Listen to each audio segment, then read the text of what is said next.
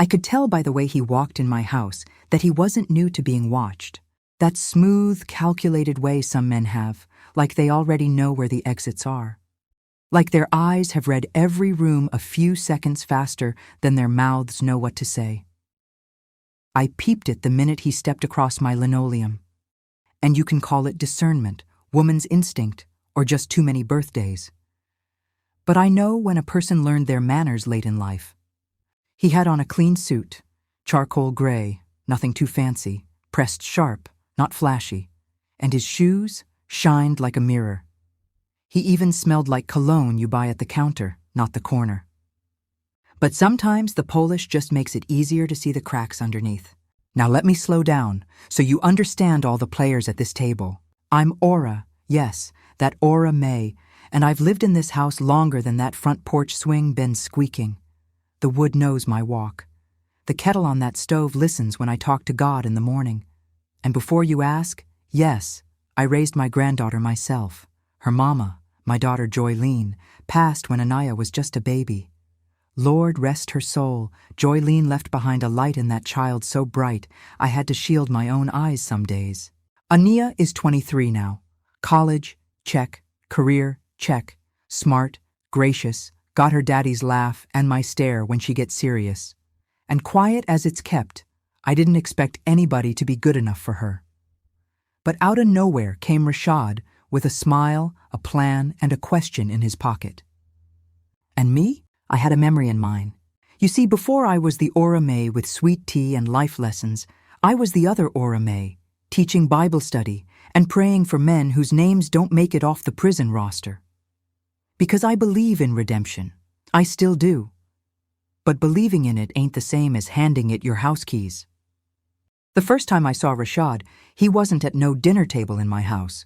He was sitting behind bulletproof glass with a Bible in his lap at Green River Correctional Facility. That was 6 years ago. Clean cut. Maybe 24 back then. That smile still worked. Told me he just needed a second chance. And Lord knows, I hope he found it.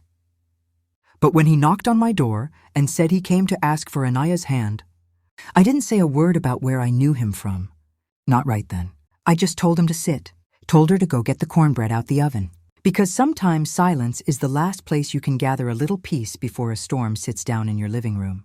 He looked straight at me across that kitchen table like a man that had faced worse eyes than mine. And I don't rattle easy. But something about that moment let me know this wasn't going to be no regular evening. And if you think I sat there and played small, no, baby. I listened, because sometimes the devil speaks in calm tones. Ms. Ora, he began, with manners dressed in Sunday polish, I want to do right by your granddaughter. I love her. She's my peace. I want to marry her with your blessing. Now here's where you gotta understand something real. Blessings ain't like napkins, folks, just get to take from the table. They come from something deeper, something old. And I don't hand mine out 'cause somebody showed up with flowers and shiny shoes. So I tilted my head. Just enough for him to feel how heavy silence can get when it's backed by wisdom. She loves you? I asked. Yes, ma'am. You love her enough to never lie to her? His jaw stiffened, a flicker in the eyes. Yes, I nodded. Then I assume she knows everything about you already? He smiled, too fast. Yes, ma'am. Honesty is everything to me now. Now, that now stuck in my teeth like cornbread crumb. It was the kind of now a man says when he's still deciding what parts of his past can stay buried.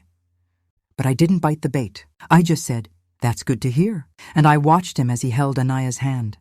Watched how her thumb rubbed his knuckle like she was calming something in him. Or maybe calming herself. And I kept replaying Green River, the way he sat in that chapel, quiet, respectful, quoting Psalm 51 like it lived under his tongue. And not once did he mention a woman, a child, a life outside. Just mistakes. People love to say that word like it shrinks what they did into something that can be washed clean in one Sunday service. But some stains? Some of them don't come out. So I asked one more thing. You got any family she should know about? His smile didn't fade, but his fingers paused, just for a blink. No, ma'am, just me and my faith now. That's when I knew. He was about to marry her with a secret in his ring box. And I couldn't hold it inside much longer. So I did what all grandmamas with too much truth and too much heart do when the tea gets too hot. I sipped my water slow and quietly said, "I remember you." His eyes shifted.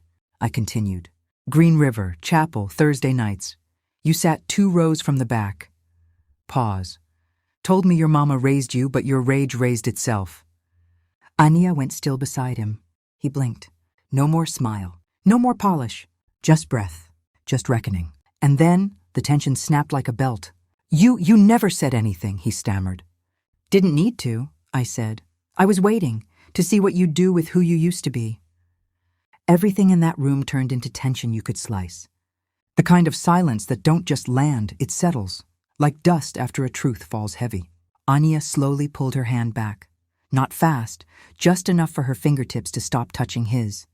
Like her body was waiting to judge his reaction before she had one of her own. That's when he leaned forward. Not aggressive, not scared, just exposed. "I didn't lie," he said, glancing toward her, then back at me. "I just didn't want my past to get in the way of my present." Lord help every man who thinks a lie of omission don't still wound like a blade. "I paid for what I did," he added. "I did my time, found faith. I'm a different man now." I heard it in his voice, the panic tucked right under the decency, the way men sweat when they know time just caught up with them. Ania finally spoke. "What did you do?" "Now I know my granddaughter. She's got compassion enough to lend and smarts enough to collect it when needed." But in that moment, her voice was trembling with all the weight of a girl who just realized she might be engaged to a stranger wearing her favorite man's face.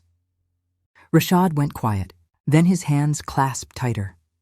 The way folks do when they're about to confess, but they still hope the confession might land light.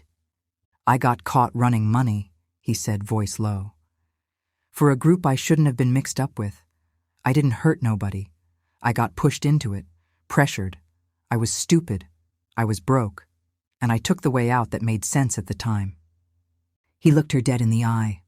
"That was 6 years ago. I haven't touched foul money since. Not a dime. I volunteer. I mentor. You know that. You've seen it." Anya shook her head like she was clearing fog. "And you weren't going to tell me?" "I didn't want to lose you," he said. "People hear prison and stop listening after that." I folded my hands and leaned back. Maybe people hear prison and decide whether what you committed matches what they can forgive. He swallowed hard. Ania stood up then, not a word, just a slow stand and a sudden stillness. She walked out the kitchen, her little church flats tapping down the hall like tiny disappointed footsteps. Rashad inhaled sharp, stood too fast, and knocked the corner of the table with his knee. He let out a quiet curse, caught himself, and nodded at me. "I should go," he muttered. I didn't reply, just lifted my chin toward the door. And he left. I sat there for about 3 full minutes, long enough for me to think, did I do the right thing? And longer still for me to answer myself, the truth don't ruin good love. It refines it. I found Ania in her childhood room, sitting on the edge of her old bed, the one with the dent in the right side from years of bedtime stories and late nights of overthinking. She was staring at a framed photo of her mama. Joylene had passed too young. Cancer don't ask about birthdays. And when she went, I promised myself I'd stay alive long enough to raise Ania into a woman who acted from truth, not trauma. She didn't look at me, but she said, "Why didn't he tell me?" "That's a question for him," I answered gently. Then she turned, eyes glassy but not crying. "Why didn't you tell me?" That one stung, because I didn't have the cleanest answer. I was waiting, I admitted, waiting to see if the man he claimed to be had the strength to say what the man he used to be was afraid of. She blinked slow, processing. "Did he seem—" She paused, choosing her next word like it mattered. "Did he seem genuine back then?" I nodded.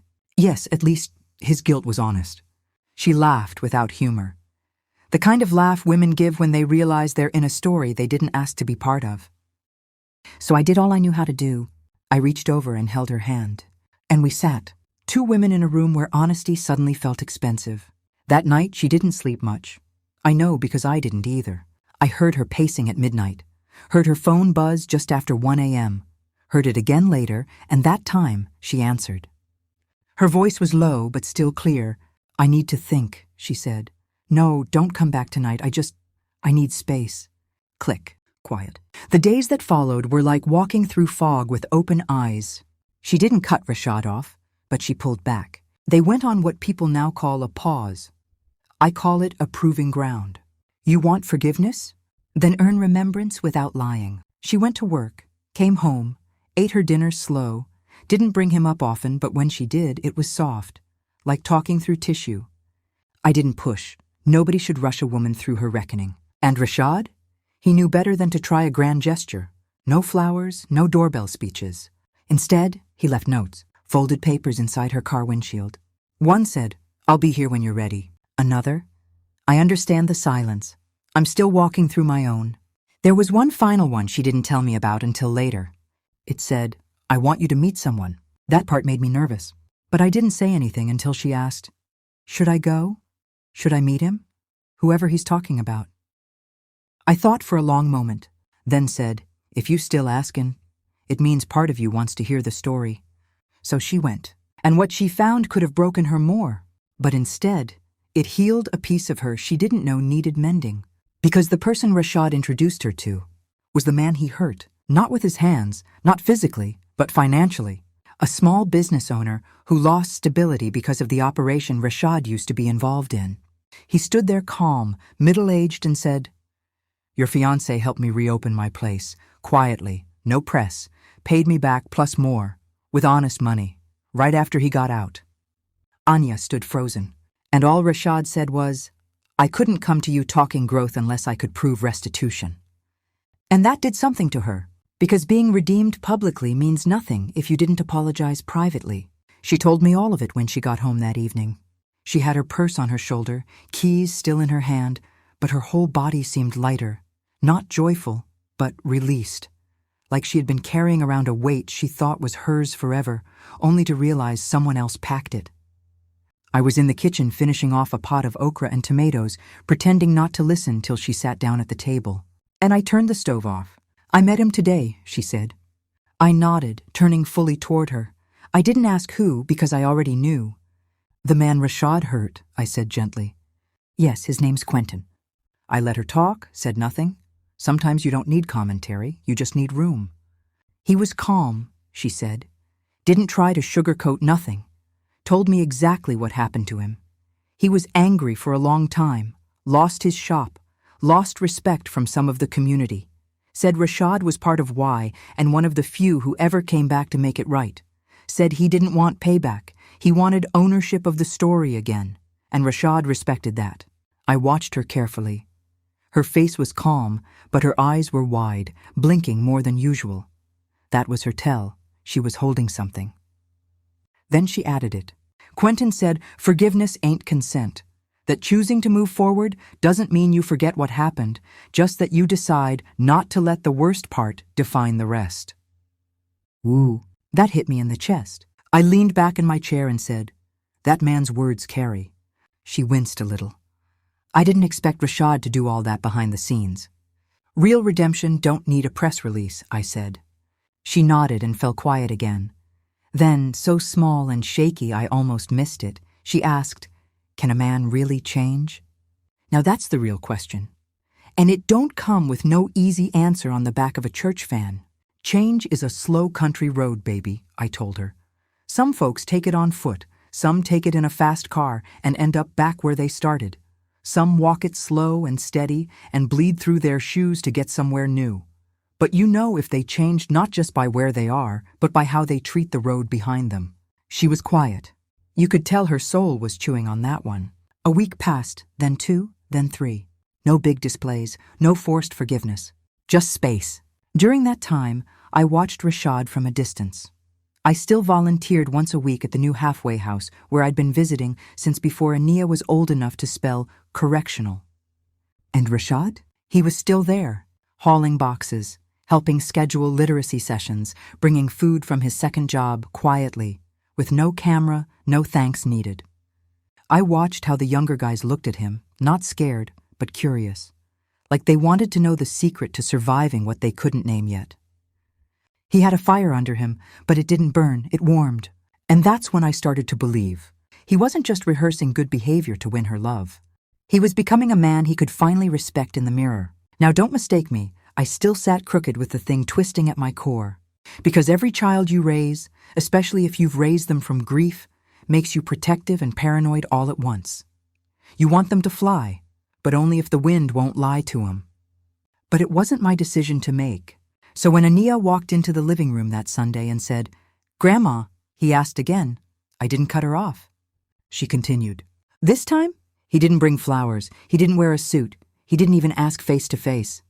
What did he do? I asked. She pulled out a folded card. On the front, "Whatever you decide, thank you for letting me try." Inside, a note, his handwriting, just 9 words. "I'll keep proving it, with or without the wedding." She looked at me, eyes full but not overflowing. I said yes. I placed my hands over hers. And for the first time since all this began, I smiled fully. The engagement was quiet. No live stream, no venue tour, just a backyard gathering with BBQ, 27 folding chairs, and joy that was earned, not staged. Rashad hugged me first when he arrived. Not long.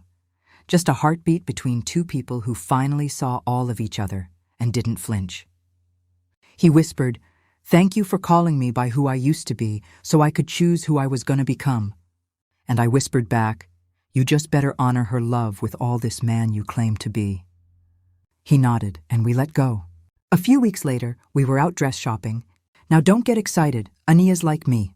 Practical. She didn't want no glammed-up ball gown or cartoon tier lace. Just something honest, something soft but strong. We found it at a second-hand boutique run by a woman named Rose, who smelled like vanilla bean and spoke with the voice of someone who'd buried more husbands than shoes. The dress, off-shoulder ivory, tucked in just right at the waist. Tiny stitched pearls, hand-sewn, graceful, no flash, just peace. Ania stepped out the dressing room and turned slowly. "Too much?" she asked.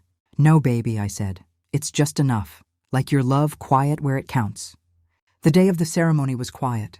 Private. The kind of wedding that didn't beg to be noticed, but deserved to be remembered. Held in the little prayer garden behind our home church. Just a handful of folks. No DJ. Just a Bluetooth speaker. Some tears, some smiles, and that deep kind of silence you get when people really feel a moment in their bones. When the preacher asked who gave the bride away, I stood. And I didn't say I do. I said I already did. And that girl walked down that aisle like she was wrapped in sunlight. Rashad stood there solid. No tucks, just a clean suit, not new. But next. He didn't cry during the vows, but his hand shook when he placed that ring on her finger. And to me, that tremble said more than any tear ever could. After the wedding, I thought the air would settle. You know the feeling. You've been holding your breath for so long, your ribs start to forget what peace feels like. I expected something. Lighter. Like we could all finally exhale and walk on without looking over our shoulders. But peace don't always come in full doses. Sometimes it arrives as hushes between storms. Sometimes it comes with new questions, staged softly in the corners. A few weeks after the wedding, Rashad came by the house one late afternoon, sat on the edge of the porch, and before he said a word, I knew something was stirring in him. Mama used to say, "You can always tell when a man's been carrying something he ain't proud of, 'cause it don't sit in his hands, it sits in his silence." He took off his cap, ran his hand over his head. "I wanted to talk to you first," he said, staring out past my rose bushes. "Before Anaya." I didn't say a word, just sat back, wooden rocker creaking slow. He cleared his throat. "My cousin's out," he said. I didn't react, just waited. We were in together. Back then, I followed his lead. He was the one with the plan. I was just the one too dumb to know saying yes would cost me real years. He led the whole operation, the bank stuff, the wire transfers. Everything. Still, I waited. "He's been reaching out," Rashad continued. "Wants to reconnect. Probably wants to go back to old ways. But saying all the right stuff like he found God again." I studied his face, not just his words. His body was tense, but his gaze stayed steady. "What are you telling him?" I asked. I told him I'd pray on it. I took a long breath. "Rashad, you don't need to pray on what you already walked away from. You just need to close the door and lock it." He nodded slowly, face full of that familiar tug between loyalty and survival. It's hard, especially for men raised in systems that reward secrecy and shame. I don't want Ania to worry, he added, or think I'm slipping. Then don't slip, I said plainly. Sometimes the shortest responses hold the most weight. You're not the man you used to be, remember? That means you don't speak old languages. Don't answer old calls. Keep walking forward, even if someone you once loved tries to drag you back into yesterday. He was silent for another minute, maybe 2. Then he stood, not rushed, just sure. And he looked me in the eye. I'm not going back, he said, not in body, not in mind. And I believed him. They moved into a small house about 6 blocks from me. A fixer-upper with creaky stairs and a kitchen that smelled like cracked paint and good potential. Ania baked her first cobbler there and brought me a slice wrapped in foil. It had bite, too much cinnamon, not enough sugar. But I ate it all, because growth never tastes perfect the first time. They planted marigolds out front. Rashad built shelves in her office by hand, the kind of things people don't brag about, but they matter more than diamonds. But even with all the quiet joy, I could still feel the knot in their story. It wasn't distrust, not completely. It was the residue, the emotional fingerprint left behind when you almost marry a lie. She didn't say it, but I knew. Because healing doesn't whisper, I'm better. Healing shows up uninvited when you're washing dishes or folding laundry, asking, are you sure he's the man you think he is now? And sometimes, you don't answer. You just keep folding and breathing. 3 months after the wedding, we got news that made everything tremble again. The cousin, Rashad's cousin, was arrested, caught red-handed trying to pull a nearly identical scam to the one they both served time for. This time, he dropped Rashad's name during the booking, said he was waiting to loop him in and rebuilding the crew. It hit the local papers. Didn't spread far, but it landed close enough that Ania came straight to my porch after work, shaking. She tossed the paper down and said, he said he cut ties. This article says otherwise. I read it twice. There were no direct charges, no warrant for Rashad, just a name mention and a thin veil of implication. Still, implication sticks to trust like gum on church shoes. I told her to go home, talk to her husband. She blinked at me. No, I want to hear what you think first. I looked her dead in the eye. I think you married a man, not a past. I also think this kind of storm don't pass unless you blow through it together. Don't bring me the wind. Go check the foundation. She stood slowly, kissed my cheek. No smile, but her hands steadied. That evening, Rashad knocked on my porch just after dark. He didn't come inside. Stood out there with his hands in his pockets and a look of contained fire behind his eyes. I told her everything, he said. Even the small stuff, where he called me, what he said, how I shut it down. All of it. I nodded. He added, doesn't matter though. She didn't cry. That scared me more than yelling would have. You gonna let it end here? I asked. No, ma'am, he said. I'm gonna build a house so strong this lie can't rattle the doorknob. Ooh, sometimes you ain't gotta give advice. Sometimes you just bear witness. The next Sunday, at church, Rashad stood during announcements unexpectedly. He shouldn't have. Those minutes were usually reserved for food drives and choir sign-ups. But he stepped forward anyway, cleared his throat, and said, some of you might have seen my name in a place you didn't expect last week. I want you to know I'm aware of it. And I want you to know that name, that version of me, is a ghost I already buried. If it rises again, I won't resurrect it. I stand on God's name now. And I'll spend as many Sundays as it takes showing you the man I am, not the one you might assume I still am. Not a soul clapped. But when he sat back down, 5 men who used to sit quiet Sundays themselves walked up and shook his hand after dismissal. Ania held it together till the car ride. Then she cried, not because she doubted anymore, but because carrying strength alone for months breaks parts you can't see. She told me all that later, sitting in her car in my driveway. She cried in her lap, not her hands, and said, he's not perfect, but he's mine, and I finally believe that's safe. Summer came in heavy that year, the kind of heat that made fans spin lazy and cold water taste sacred between sips. The garden out back tried to give up twice, but I kept talking to it, just like I talk to people. Soft, persistent, and firm when needed. Rashad and Ania were doing better. I saw it in the way she walked. Not lighter, but grounded. Like she'd grieved the version of the relationship that almost fooled her, and finally opened her arms to the one she could actually trust.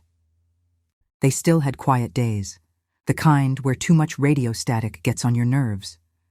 But they were talking. Rashad wasn't hiding anymore, and Ania finally stopped checking his phone when he left the room. Progress ain't loud. It's subtle like an unknotted muscle. One late July afternoon, Rashad knocked on my door again, this time with a folder in his hand. "I got a question," he said. I sat on the porch and waved him over. "No ring," I said, nodding at his hand. "No fancy question this time. No nerves either," he replied. He opened that folder and pulled out 3 typed pages. "I want to start a re-entry program," he said, "at the center, for men who get out but got no blueprint. No one to tell them how to handle things like rent apps, conversations, jobs, apologies." My brows went up. "This your idea?" "All mine. I spoke to Quentin about it. He wants to help too." That part sat real sweet in my spirit. "What do you need from me?" I asked. He smiled with the slightest boyish tilt. "Your consent, your covering, your story." He handed me a pen. "Will you be our first advisor? Now you understand, this ain't just some volunteer thing. This is legacy. This is what happens when redemption goes beyond one house and starts to patch other homes together too." "I'll pray on it," I joked. But he knew. I signed the bottom of the draft with a name I hadn't signed for anything official in years. Ora Mae Carter, mentor and spiritual advisor. He exhaled when I finished the loop, and then said something he hadn't said before. "Thank you for being my mirror," before I liked what I saw in it. I didn't cry. I didn't smile wide. I just stood, hugged him once, and whispered, "Now reflect that light into somebody else." Because what good is a cleaned-up man if nobody else gets washed by his breakthrough? The program launched 3 months later. They called it Second Sons. I would have chosen something a little less poetic, but I let it be. Naming something doesn't mean you built it, and I knew whose fingerprints were all over that idea. First week, only 4 men showed up. One had just gotten out the month prior. Another came because his mama begged him. 2 more came for the free coffee and stayed because shame is lighter when shared among people who own it. They listened. They talked. One even cried. And Rashad, we watched him grow roots in that room. Not just as a teacher, but as an example. He stopped referring to himself as someone who used to be locked up. He started saying, "I used to be someone who forgot I had value." I told him that meant his healing had matured, that he survived his reputation. Ania got promoted at work, started smiling again in the mornings. I saw her walk past a mirror one time, and instead of fixing her clothes or face, she just paused and nodded at herself. That's how I knew she was whole again. You only nod at yourself when you recognize the version of you that can finally stand tall without approval. They came to dinner one Friday. Rashad brought peach soda and a pie. Ania brought candles and thank yous. "You helped build this," she said, holding my hand across the dinner table. "No," I said. "I just pointed to the blueprint. Y'all picked up the hammer." We laughed. We passed roles, and inside me, I felt stillness that didn't need answers.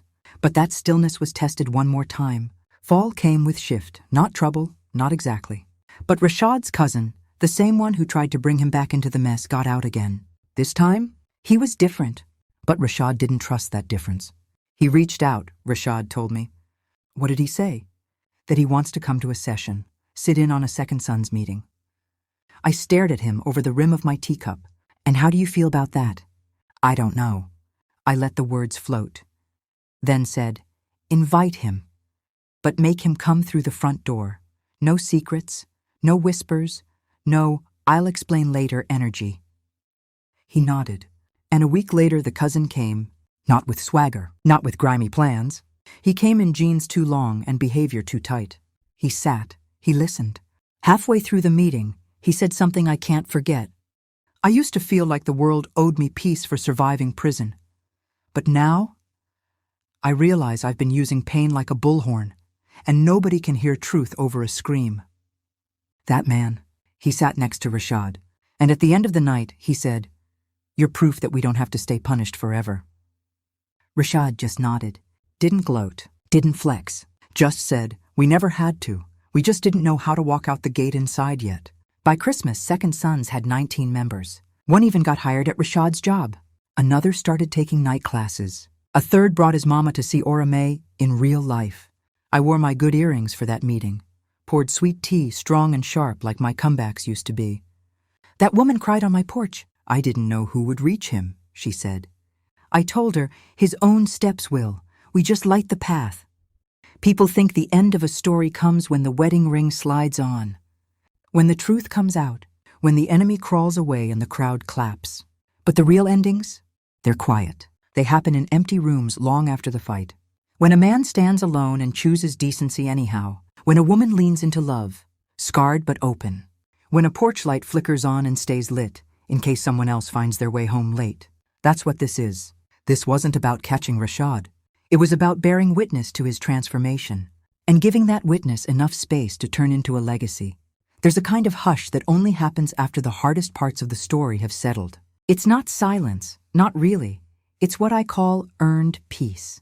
The kind where the questions have stopped spinning, and all you're left with is truth that doesn't need to be defended anymore. That's how it's been these days. Ania and Rashad are steady, not perfect, but nobody is. That's the part folks tend to forget. The idea of happily ever after fades real fast when laundry piles up and bills show up early. But they talk. They hold hands at gas stations. They pray over breakfast, even if it's just instant grits. They say, "I'm sorry," without keeping score. And sometimes, when I sit on this porch and hear her laugh float across the street, I remember the exact night I saw her crumble, and how she chose to rebuild not just her trust in him, but her trust in herself. That's what made the whole thing worth speaking up about. I didn't want to tear the man down. I never did. I just wanted her to know that love shouldn't be built on a story with pages missing. Because when a man leaves out chapters, someone always pays for the plot twist later. Rashad? He kept growing. Started teaching every Tuesday night at Second Sons. Started showing up outside of meetings, too. Taking men to job interviews. Babysitting for one who didn't have a sitter for orientation. Counseling a new member who'd tried to take his own life. Rashad sat with that man for 5 hours in the ER waiting room. Said nothing. Just waited. That's how I knew. He ain't just redeemed. He's reborn. Not the kind with a choir shout and tambourines. The kind that shows up in how you sweep your side of the street.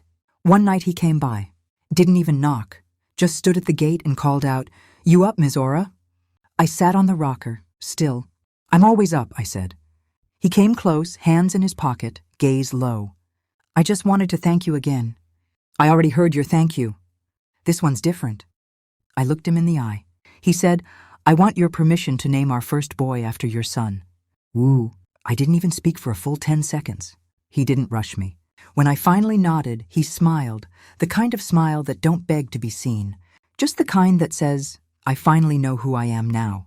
I whispered, "Just raise him honest. That's the only tribute I need."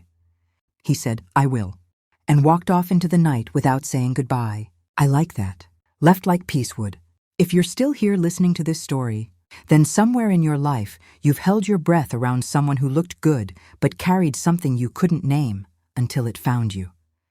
Maybe you've loved someone whose growth didn't arrive until after they hurt you. Or maybe you are that someone wrestling with a past that won't sit still. To you I say, you are not the worst thing you ever did, but you have to walk through it to reach anything solid. And to the ones who carry truth inside them, waiting on the right moment to speak, don't wait forever. Let your voice protect someone before silence becomes a wound. I didn't out Rashad to shame him. I told the truth because my granddaughter's future is not for gamble.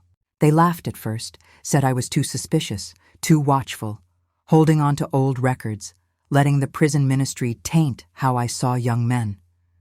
But I wasn't looking at Rashad's past. I was watching to see if he knew how to stay free. Some men get out of prison but still live in chains. And some learn to unlock doors for others. That's what this story became. Not just redemption for him, but restoration for all of us. Drop a comment below if you've ever been forced to choose between protecting someone and keeping quiet. Subscribe to Echoes of Ora Mae if you believe in redemption stories told with truth, heart, and a steady voice. Every week we tell more than just stories, we hold space for healing. Because some stories don't shout, they echo.